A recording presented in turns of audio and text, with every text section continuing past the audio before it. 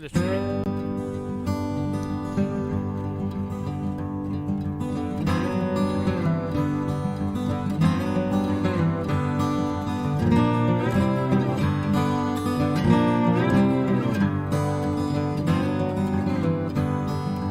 Alors bonjour, bienvenue à l'Église baptiste de Thetford. Encore une fois, on est rassemblés pour entendre sa parole, pour louer son nom, puis pour glorifier sa personne. Alors ce matin, on va commencer avec des cantiques. Et on regarde premièrement le numéro 107, que toute la terre acclame, et chantez avec nous autres si vous les connaissez. Soyez bénis.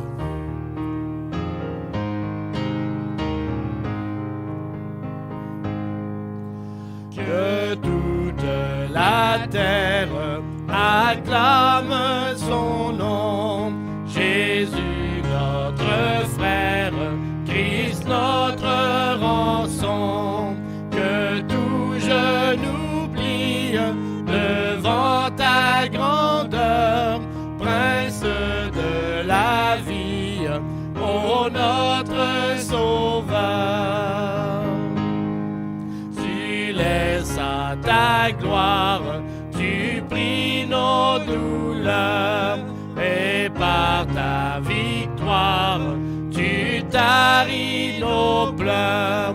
Parole éternelle, Verbe créateur, une chair mortelle, voile ta splendeur. Céleste victime de tous nos péchés, à ta croix sublime, viens nous attacher. Maître de nos âmes, fais brûler nos cœurs de tes saintes flammes et rends-nous vainqueurs.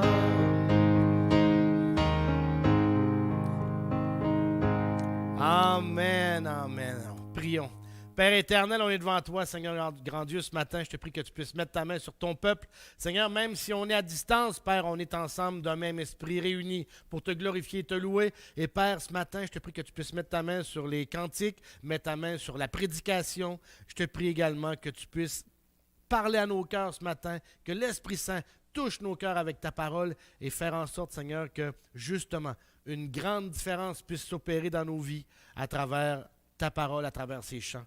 Et qu'en toute chose soit glorifié. On t'aime, au nom de ton Fils Jésus qu'on te le demande. Amen. Amen. Gloire à Dieu. Alors, on va passer maintenant à un deuxième cantique. C'est merveilleux de réaliser combien Dieu est grand. Et justement, quand on regarde sa création, quand on regarde combien il est souverain sur toute la terre, dans l'univers au grand complet, tout dit qu'il est merveilleux. Chantons-le, tout dit qu'il est merveilleux.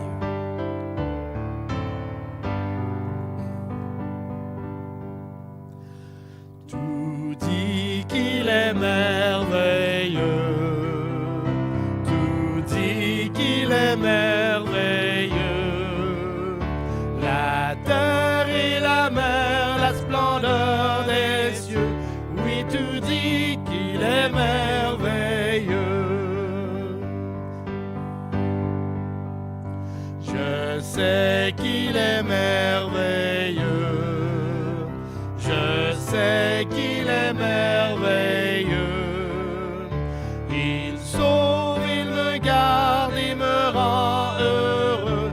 Oui, je sais qu'il est merveilleux. Oui, Jésus est merveilleux. Oui, Jésus est merveilleux. Un jour je dirai là-haut dans les cieux, oui, mon Sauveur est merveilleux.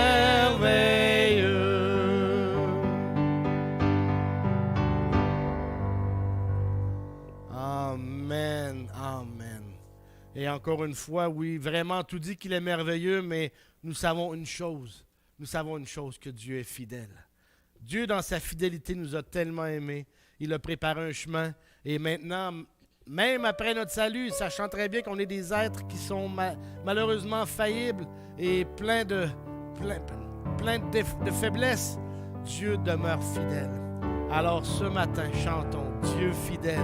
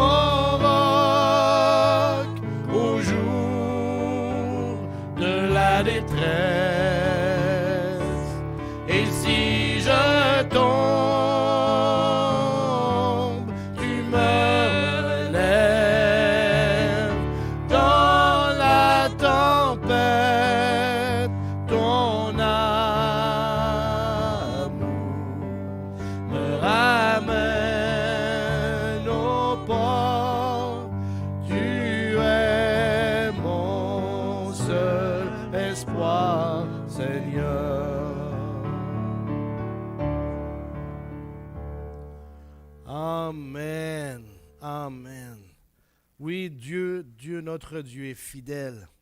Il est fidèle et c'est la raison pourquoi on peut dire encore aujourd'hui, on peut encore crier ce chant et le chanter de tout notre cœur, celui-ci qui dit « À toi Jésus, je me donne parce que je sais que tout dit qu'il est merveilleux, que tu es un Dieu fidèle et à toi je me donne. »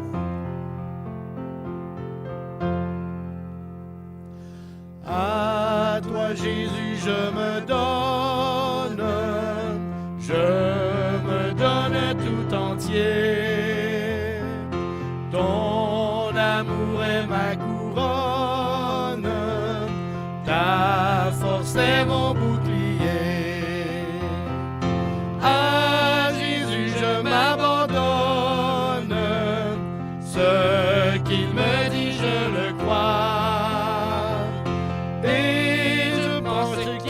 Donne la couronne avec la croix. Je te donne mes journées,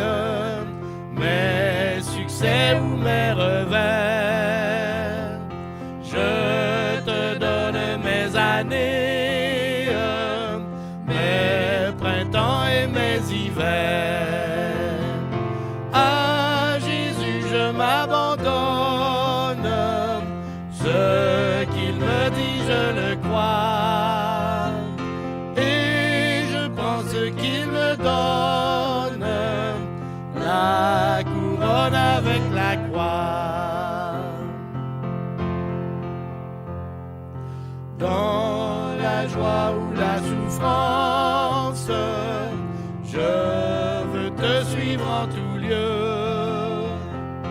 Toute ma vie à l'avance, je te l'apporte, ô mon Dieu. À Jésus je m'abandonne, ce qu'il me dit je le crois, et je prends ce qu'il me donne, la couronne avec la croix.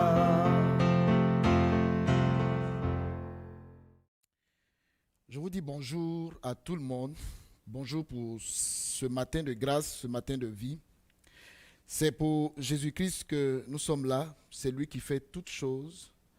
Et nous allons prier, nous allons dire merci au Seigneur qui nous rassemble en ce matin par sa présence, par l'esprit de vie, pour toutes ces choses qu'il fait pour nous, qu'il a fait pour nous durant toute cette semaine. Que sa gloire et sa grâce soient sur nos vies au nom de Jésus-Christ. Père, nous voulons te rendre gloire. Nous voulons te dire merci de nous rassembler encore ce matin pour parler de ta part, pour parler de toi. Tu as quelque chose à dire à ce peuple, tu as quelque chose à dire au monde, tu as quelque chose à montrer, tu as quelque chose à démontrer, tu as quelque chose à annoncer à tout ce monde-là.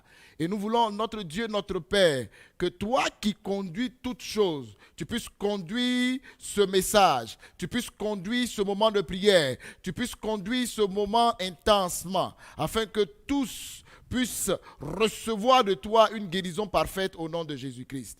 C'est ta parole qui guérit, c'est ta parole qui sanctifie. Sanctifie-nous par elle, au nom de Jésus-Christ. Amen. Avant de rentrer dans le vif du message, je veux d'abord que nous commencions à prier. Prier pour tous ceux-là qui ont besoin de guérison, qui ont besoin d'un réconfort du Seigneur, qui ont besoin d'un réconfort du Saint-Esprit. Nous allons élever la voix, nous allons prier pour toutes ces personnes-là au nom de Jésus-Christ. Élevons la voix, prions pour elles. Père, je veux te dire merci. Je veux élever la voix avec mes frères, avec mes sœurs ce matin, pour la guérison, pour la transformation, pour la restauration des vies de toutes ces personnes-là qui sont malades, pour toutes ces personnes-là qui ont des affections dans leur corps, et que ces personnes-là ce matin reçoivent la visitation du Saint-Esprit et qu'elles soient restaurées dans leur corps, qu'elles soient restaurées dans les organes de leur corps, qu'elles soient restaurées dans leurs poumons, qu'elles soient restaurées au nom de Jésus-Christ dans leur cœur, qu'elles soient restaurées au nom de Jésus-Christ dans toute leur âme, au nom de ton Fils Jésus. Je prie, Père, que ce matin, que celui-là qui n'arrivait pas à marcher, marche, que celui-là qui ne voyait pas, voit, que celui-là qui avait besoin de toi dans quelconque domaine puisse recevoir ta visitation. Merci de le faire. Merci de manifester ta grâce au nom de Jésus-Christ. Je vais demander au frère François de lever la voix et de prier aussi pour tous ces sujets-là. Oh oui, Dieu Tout-Puissant, Dieu glorieux, plein de gloire éternelle. Oh oui, Dieu, tu es toujours avec nous. Toi, le présent, toi, le futur, toi, Seigneur, qui nous garde, toi, Seigneur, en qui nous sommes dans ta main. Merci, Seigneur. Dieu Tout-Puissant, tu nous as mis ici sur terre, Seigneur, pour justement t'élever, te glorifier en toutes choses, car ton nom est saint, ton nom est grand, Seigneur. Oh oui, et nous avons besoin, entre frères et sœurs, Seigneur, de proclamer ton nom, Seigneur, de demander d'être guéris. C'est vrai, Seigneur, il faut être rassemblés ensemble pour être guéris. Demandez et vous recevrez. Seigneur, tu l'as dit, demandez et vous recevrez. Et comme tu as dit, Seigneur, tu veux être guéri, je veux être guéri, nous voulons être guéris en toutes choses, que ce soit les maladies, que ce soit les afflictions, que ce soit les peines dans les familles séparées, les familles éprouvées, les gens, Seigneur, qui ont besoin de ta gloire éternelle. Oh oui, Dieu Tout-Puissant, demandez et vous recevrez. Il faut ne jamais oublier ces paroles, Seigneur, car tu l'as dit, tu l'as demandé, demandez-le et vous recevrez. Car notre Dieu est tout-puissant. C'est lui qui peut toutes choses, en tout temps, en toute heure, Seigneur. Tu es là pour nous, tu es là pour nous guérir et nous fortifier en ton saint nom par ces prières que nous faisons ensemble. Seigneur, fais que nos mercredis soient remplis de gens pour demander et prier notre Seigneur, notre grand Dieu. On a besoin de ces prières. On a besoin, Seigneur, d'être fortifiés, tous les gens ensemble, dans ton saint nom, dans tes saintes paroles, dans ton saint enseignement, Seigneur. Oh oui, Seigneur, comme tu l'as dit, comme les disciples l'ont dit, à qui irions-nous? Seul notre Dieu Tout-Puissant. Et oui, Seigneur, on a un Dieu, on a un seul grand. Et Jésus, notre Tout-Puissant, qui est venu sur cette terre, Seigneur, qui a donné sa vie. Il ne faut jamais oublier qu'il a donné sa vie, Seigneur. S'il a donné sa vie, n'oubliez jamais cette chose, car c'est la chose, Seigneur, qui nous ramène à toi. C'est la chose, Seigneur, qui nous ramène toujours en ton saint nom, en ta sainte parole.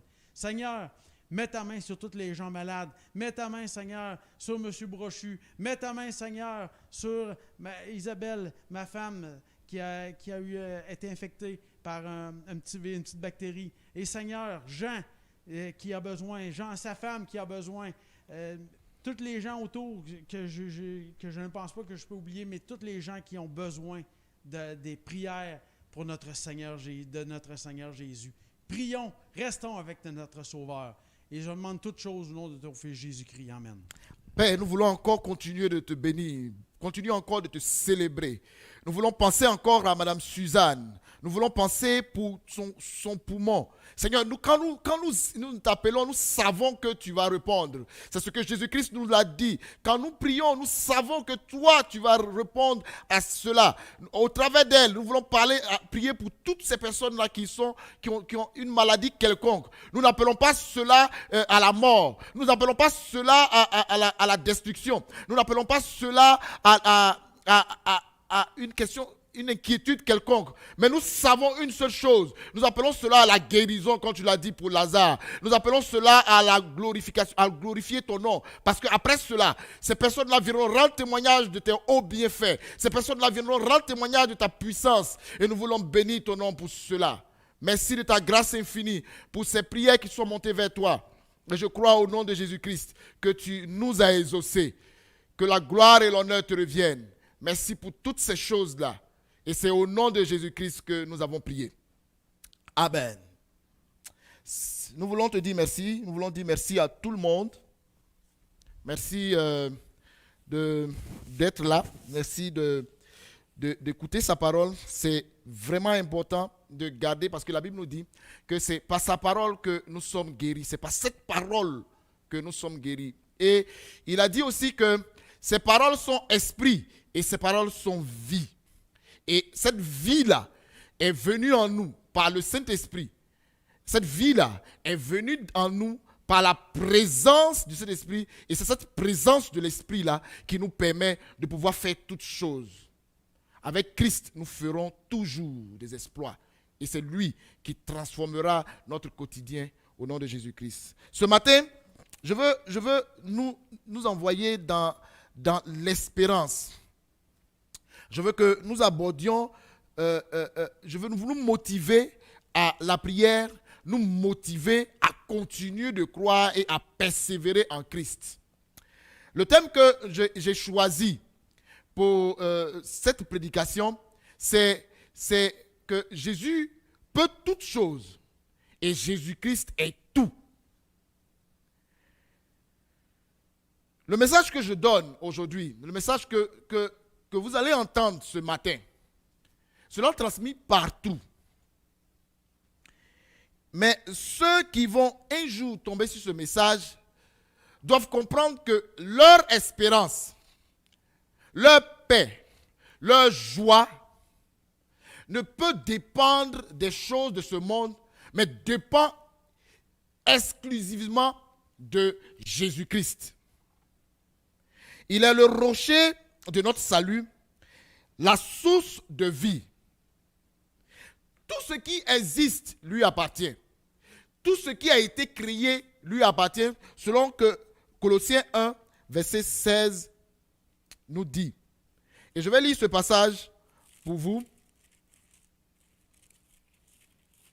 Selon qu'il est écrit dans le livre de Colossiens, il est dit, car en lui ont été créées toutes les choses qui sont dans les cieux et sur la terre, les visibles et les invisibles, trône, dignité, domination, autorité. Tout a été créé par lui et pour lui. Et nous appartenons à Jésus-Christ, pour nous qui avons choisi de marcher avec lui. Et même ceux qui n'ont pas choisi appartiennent à Christ. Tout appartient à Christ, que ce soit ici-bas, dans les cieux, dans la mer, partout. Tout appartient à Christ.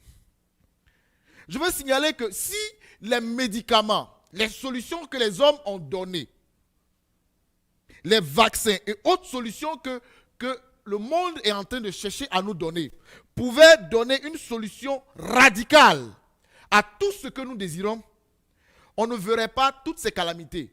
Quand bien même la Bible nous a déjà annoncé ces choses-là. Ce monde attend avec un ardent désir la révélation des fils de Dieu, de ceux-là qui ont choisi Christ, de ceux-là qui ont dit Christ, nous marchons avec toi. Le monde aujourd'hui attend que ceux-là se manifestent. Mais comment ceux-là doivent se manifester? Comment ceux-là doivent faire pour que ce monde-là puisse les voir? C'est ce que nous allons essayer aujourd'hui de parler, de dire.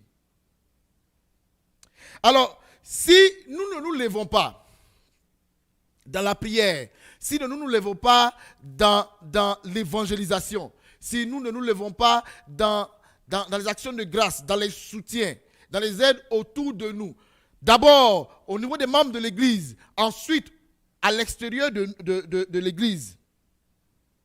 Si nous ne nous levons pas, dis-je, comme un seul homme pour prier, unis d'un même esprit, nous verrons passifs et impuissants des frères et des sœurs partir, frappés de toutes sortes de maux, frappés de toutes sortes de difficultés. On sera impuissant. Pourtant, nous avons la solution. Pourtant, nous avons la solution en nous. Nous avons la solution dans nos mains, dans notre cœur. Un jour, Christ va donner un exemple de changement, un exemple de transformation. Et nous devons renouveler notre mentalité, renouveler notre intelligence dans ce sens. Nous allons prendre notre passage de Jean chapitre 5, à partir du verset 1, que je vais vous lire. Si vous y êtes, Jean chapitre 5, à partir du verset 1, qui dit: Après cela, il eut une fête des Juifs et Jésus monta à Jérusalem. Or, à Jérusalem, près de la porte des brebis, il y avait une piscine qui s'appelait en hébreu Bethsada et qui a 5 portiques. Sous ces portiques étaient couchés un grand nombre de malades, des aveugles, des boiteux, des paralytiques, qui attendaient le mouvement de l'eau, car un ange descendait de temps à temps dans la piscine et agitait l'eau. Et celui qui y descendait le premier, après que l'eau avait été agitée, était guéri, quelle que fût sa maladie. Là se trouvait un homme malade depuis 38 ans. Jésus l'ayant vu coucher et sachant qu'il était malade depuis longtemps, lui dit: Veux-tu être guéri? Une grosse question que Jésus pose à cet homme. Et voici la réponse de ce monsieur. Le malade lui dit: Seigneur, je n'ai personne pour me jeter dans la piscine quand l'eau est agitée. Et pendant que j'y vais, un autre descend avant moi. Lève-toi, lui dit Jésus, prends ton lit et marche. Aussitôt, cet homme fut guéri. Il prit son lit et marcha. Voilà le tableau qui nous est présenté ce matin. Nous sommes au portique de Bethsaida. Et on voit ici quelqu'un, on oublie toujours de dire et de mentionner le nom des personnes. On les appelle des malades. On lui dit, le malade, on ne dira pas son nom, mais tellement qu'il était malade depuis longtemps, il est malade depuis 38 ans, on l'a appelé malade. Jésus avait dit la même chose quand on avait annoncé la mort de Jean-Baptiste. Jésus a dit que Lazare, au lieu de Jean-Baptiste, Lazare dormait. Mais les gens ont appelé cela malade. Pour la dame qui avait une perte de sang, on l'appelait la dame de perte de sang. Et à chaque fois, on appelait toujours ces personnes-là du mal qu'ils avaient. Le boiteux, le paralytique, l'aveugle. Mais Christ est venu changer cette façon de faire.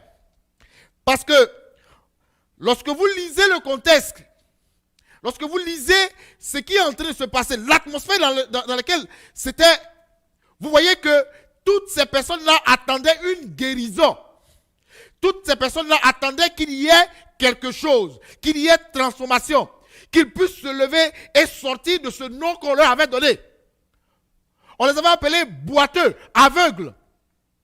Au point où eux étaient là pendant 38 ans.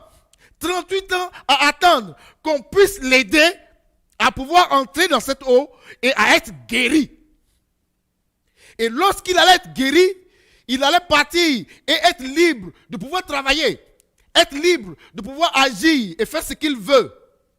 Parce que lorsqu'on est malade, on ne peut rien faire. On est dépendant des autres. Lorsqu'on est malade, lorsqu'on est paralytique, c'est quelqu'un qui vous porte. Lorsqu'on n'est pas capable de se mouvoir, c'est une autre personne qui vous porte. Et cette personne avait besoin de guérison pour être autonome.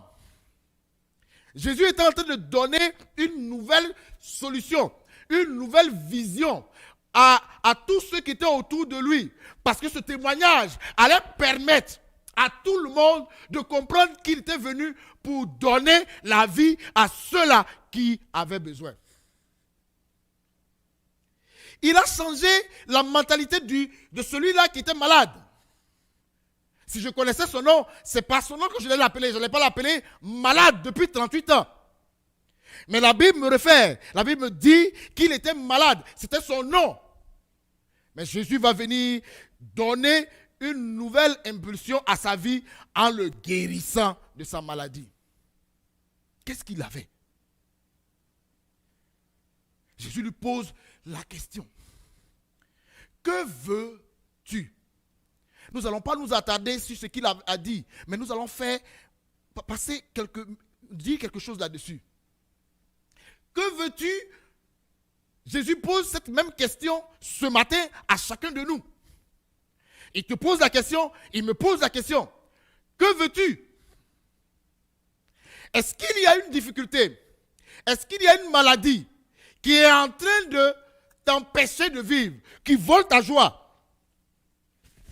Est-ce qu'il y a quelque chose qui t'empêche de pouvoir t'épanouir? Jésus est en train de demander, que veux-tu?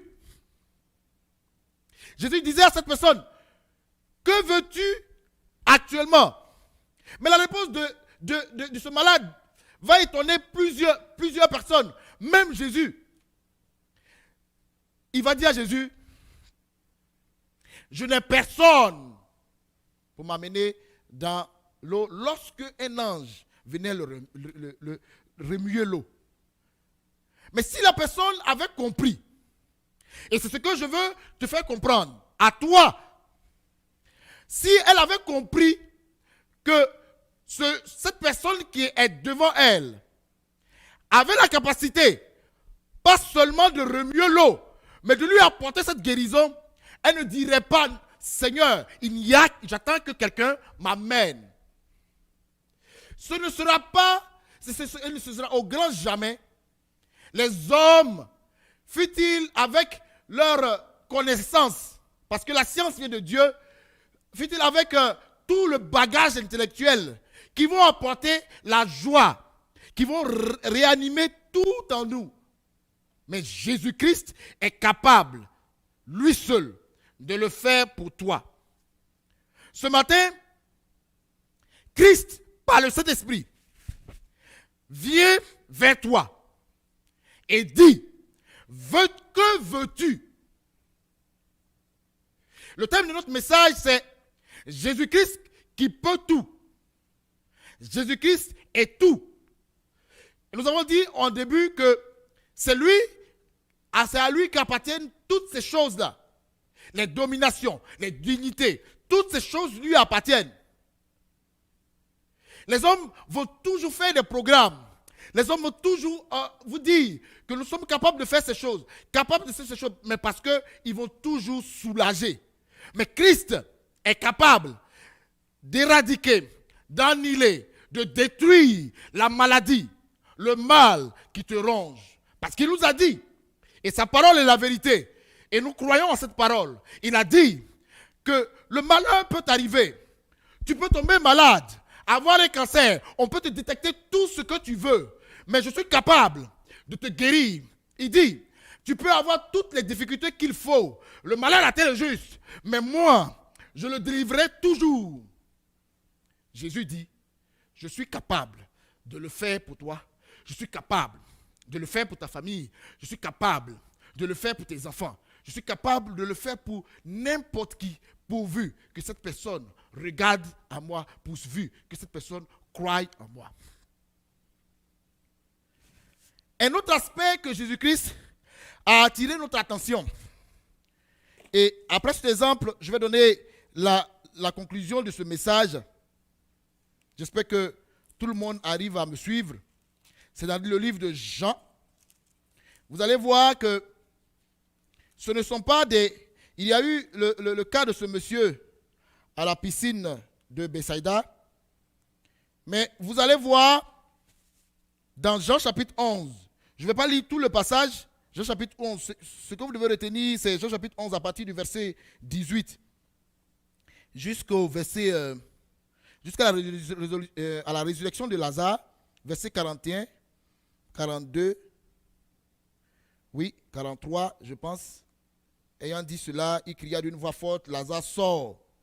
Et le mort sortit, les pieds et les mains liés de bandes, et le visage enveloppé d'un linge. Jésus leur dit, déliez-le et laissez-le aller. Plusieurs des Juifs qui étaient venus vers Marie et qui virent ce qui fit Jésus crurent en lui.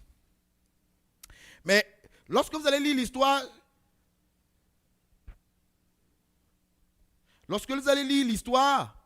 vous allez voir que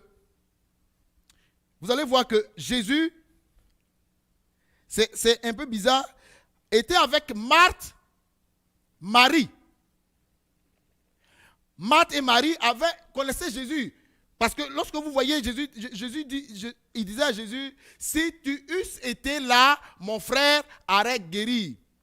Mais si tu eusses été, mais celui qui est devant eux, celui qui est devant elle, c'est celui qui est devant Marthe et Marie. C'est qui? C'est le même Jésus. C'est le même Jésus. Jésus veut et a la capacité de guérir pour toute maladie, pour toute défection, pour toute infection.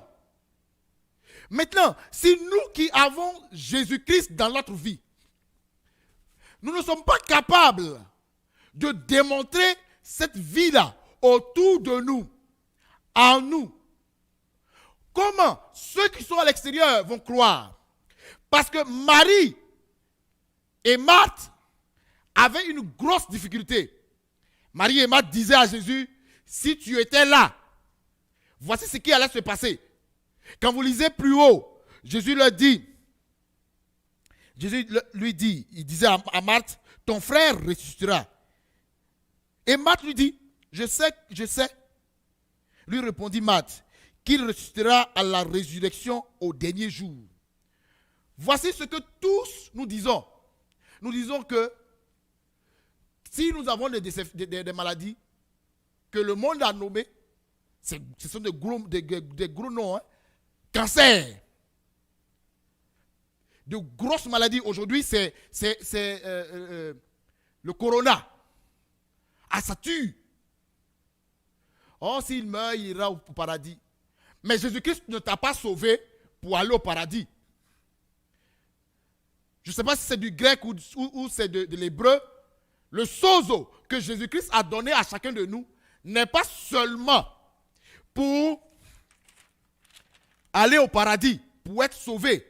Le sauver, c'est que tu sois guéri. Le sauver, c'est qu'il y ait une transformation autour de toi. Le sauver, c'est que les malades guérissent autour de toi. Le sauver, c'est que quand tu es malade, il y a une puissance par l'esprit qui vient te guérir. Le sauver, là, le sozo, c'est pour que toi, tu sois guéri en tout temps.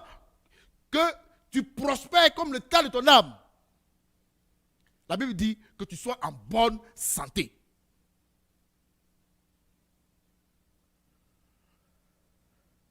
Ceux qui sont avec Jésus-Christ, ceux qui ont côtoyé Christ, ceux qui côtoient Christ, ceux qui ont accepté Christ, doivent manifester la vie que Dieu, la vie que Jésus, par le Saint-Esprit, leur a donnée. Que ce soit au niveau de l'Église, que à l'extérieur de l'Église. Trop de barrières, trop d'événements nous empêchent de pouvoir manifester Christ. Des lois que nous nous sommes données, des lois que le monde nous a données, nous a circonscrits. Pourtant, le monde attend. Le monde a besoin d'une transformation. Le monde veut voir Christ au travers de ceux-là qui l'ont accepté. Vous dites que vous avez accepté Christ. Vous dites que vous voyez Christ. Mais qu'est-ce que vous faites pour le monde? Christ veut transformer ce monde-là. Que ce soit dans notre église, que ce soit dans notre communauté, Christ veut transformer ce monde-là au travers de toi, au travers de moi. Et il veut le faire véritablement pour ta vie. Véritablement pour toutes tes situations. Les situations que tu vis. Je veux dire à quelqu'un de garder espoir. Jésus-Christ est tout. Jésus-Christ peut tout. Garde espoir. Garde cette foi-là que tu as confessée. Et c'est avec ce passage-là que je vais terminer. Garde cette foi-là que tu as confessée. Tu as dit Jésus-Christ est capable de te guérir. Alors continue de confesser cette guérison dans ta vie. Tu as dit Jésus-Christ est capable de transformer la vie de mon mari. Continue de confesser que Jésus-Christ transforme mon mari. Je ne dirais pas transformera, parce que Christ dit j'ai tout accompli pour vous. Tu as dit que Jésus-Christ est capable de guérir du cancer, de guérir de la Covid, je dis Covid, de guérir de toutes sortes de maladies. Continue de garder cette foi que tu as confessée. Parce que la Bible nous dit qu'il nous sera fait selon notre foi. Il te sera fait selon la foi que tu as confessée. Jésus-Christ demandait à ce que tu crois que je peux te guérir. Les autres disaient, oui, je le crois. Il faut que tu le dises tous les jours. Quand bien même la douleur monte dans ton corps, quand bien même les médecins, tous ces scientifiques aient donné des diagnostics, il te reste 5 ans, il te reste 2 mois, il te reste 3 mois à vivre. Toi, confesse la vie dans ta vie. Confesse ta vie dans tes organes. Confesse la vie dans ta vie, dans ta famille. Même si tu ne vois pas le bout du tunnel, même si tu ne vois pas la solution quelque part, continue de confesser cette foi-là en Jésus-Christ. Nous allons lire le passage concernant et après la lecture, nous allons prier. Il se situe dans Hébreux chapitre 4, versets 14 à 16. Hébreux 4, 14 à 16. Vous devez connaître ce passage. Et je lis. Ainsi, puisque nous avons un grand souverain sacrificateur qui a traversé les cieux, Jésus, le Fils de Dieu, demeurons fermes dans la foi que nous professons. Professons, c'est dans le sens de confesser. Demeurons fermes dans la foi que nous professons.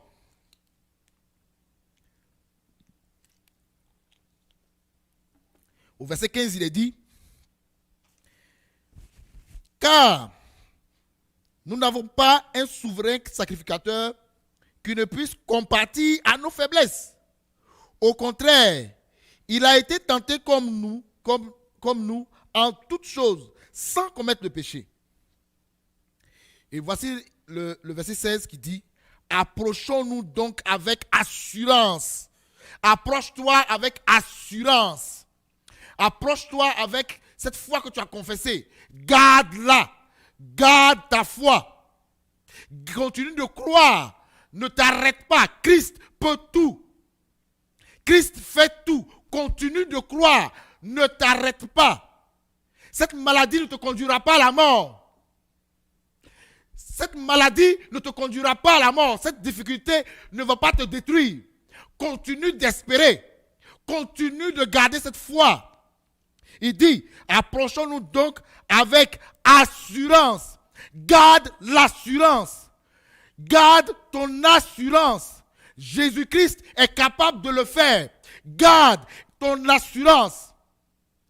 Il ne l'a pas fait aujourd'hui. Il ne l'a pas fait maintenant. Il va le faire. Attends-toi à Jésus. Attends-toi à lui. Attends-toi à ta guérison. Attends-toi à la transformation de ton mari. Attends-toi à la transformation de la vie de tes enfants. Attends-toi à la transformation de ton monde. Attends-toi au miracle de Dieu pour toi. Garde cette assurance. Approchons-nous donc avec assurance du trône de la grâce afin d'obtenir miséricorde et de trouver grâce pour être secouru dans nos besoins. Voici ce que Dieu dit. Dieu te donne une solution et te dit, garde cette assurance parce que tu seras secouru. Dans le besoin que tu as, dans la difficulté que tu connais, tu seras secouru. Dieu te donne la solution. Dieu te donne la réponse ce matin. Il dit, tu seras secouru. Tu recevras le miracle que tu veux. Mais continue de garder l'assurance. Continue de garder cette foi-là. Continue de garder l'espérance que tu as. La foi que tu as confessée, la foi que tu as professée. Continue de garder cette foi-là en Jésus-Christ. Bien-aimé, Jésus-Christ est tout. Et il peut tout. Si ceux-là qui ont accepté Jésus-Christ n'apportent pas le miracle que le monde attend, arrivé à ce moment, ce sera nous-mêmes qui allons régresser. Parce que nous disons, et rien ne se fait. Lèvons-nous en prière et continuons de confesser ce que nous avons dit. Merci Seigneur, au nom de Jésus. Père, nous voulons te rendre gloire pour ta parole de vérité. La Bible dit que cette parole est la vérité et nous voulons que tu nous sanctifies par elle. Je prie au nom de Jésus-Christ que tu touches les vies, que tu touches les organes malades, que tu touches l'âme malade, le cœur de quelqu'un qui est malade, la vie de quelqu'un qui est malade, qui a besoin de restauration. Je prie que tu le fasses au nom de Jésus-Christ. Nous savons que tu le fais. Nous savons que tu le fais, Seigneur. Nous savons que tu le feras. Mais nous savons aussi, nous sommes convaincus que tu le fais. Pour celui-là qui a besoin de guérison, pour celui-là qui est là actuellement en train d'écouter ce message, je prie que tu le visites ce matin. Visite-les, Seigneur, chacun. Visite-les au nom de Jésus-Christ. Visite leur maison. Visite leur famille. Visite leur travail. Visite leur vie au nom de Jésus. C'est au nom de Jésus-Christ que j'ai fait ces choses-là. Et je crois que tu les attestes par la manifestation de ta présence. Que la gloire et l'honneur te reviennent dans le nom de Jésus-Christ. Amen.